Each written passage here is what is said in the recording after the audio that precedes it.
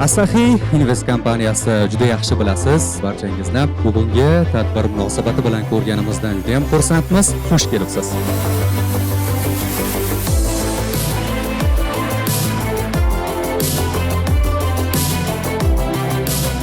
O'zbekiston bozorida hozirda 56% dan ko'p odam haligacha bankdan olmaydi pul va biznesmenlarning ko'plari 38% banklar bilan umuman ishlamaydi.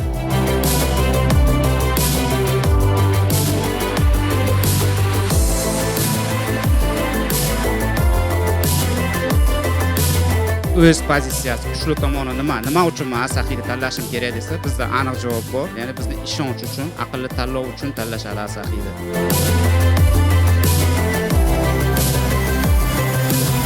Qo'ygan pulimiz xavfsizmi, yo'qolmaydimi? Shuni birinchi o'ringa qo'yish juda ham ratsional va ikkinchisi halolmi, to'g'rimi? Ya'ni qonunchiligiga va shar'iy nizomlarga to'g'ri keladi.